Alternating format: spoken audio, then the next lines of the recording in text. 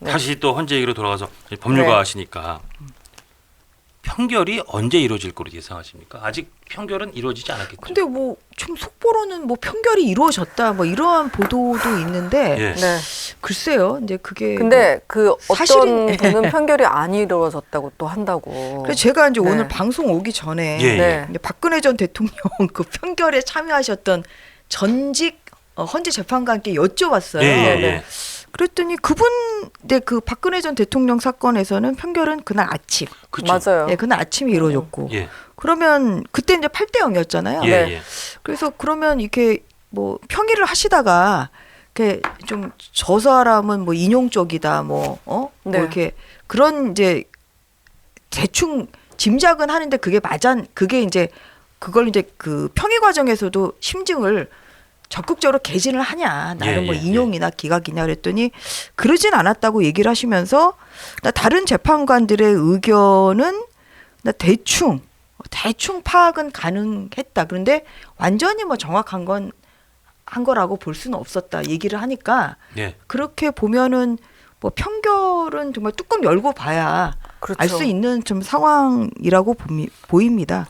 근데 맞아요. 만약에 지금 기사가 나오는 것처럼 사실상 평결을 한 것으로 보인다, 평결이 완료된 것으로 보인다라는 기사가 맞다면 이 정황은 인용적으로 좀 해석되는 정황입니까? 아니면 기각적으로 해석되는 정황입니까? 지금 만약 정말 평결이 이렇게 생각보다 빨리 이루어졌다는 게 맞다면, 그런데 두 가지 면인데요. 예, 예. 이제 뭐 또 편결이 이루어지기 전까지 예. 계속 뭐 설득이나 뭐 이런 게 있을 수 있기 때문에 네. 나는 확실히 뭐 인용이야. 맞아요. 나는 확실히 반대야. 난 이제 더 이상 안 바꿔.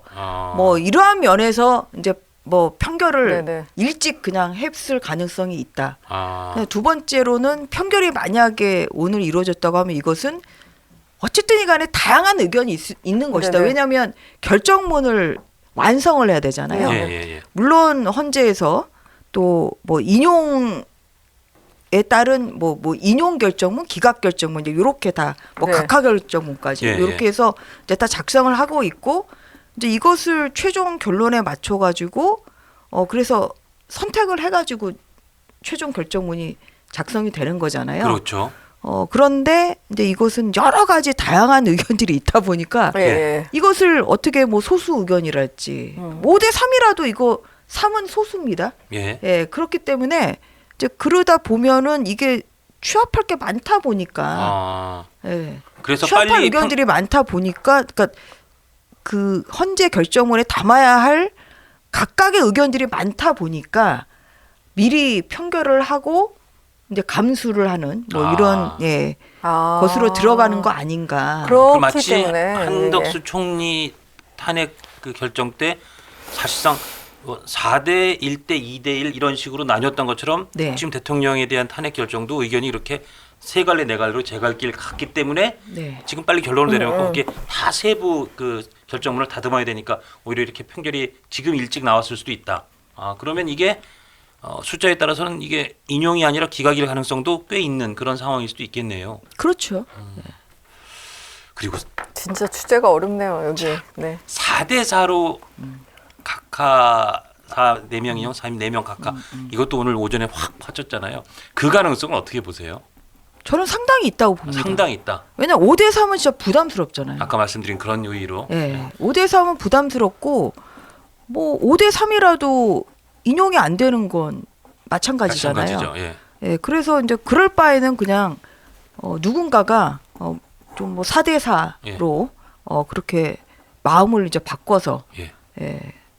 뭐 4대 4로 하는 것이 뭐 이것이 어떤 무슨 승복 가능성이랄지 또 뭐 헌재 위상 뭐 이런 것과 관련해서는 더 낫지 않을까 이렇게 생각할 가능성도 저는 있을 것 같아요. 그래서 4명 인용 4명 각하도 상당히 가능성 있는 시나리오다. 예, 저는 이제 그렇게 생각합니다.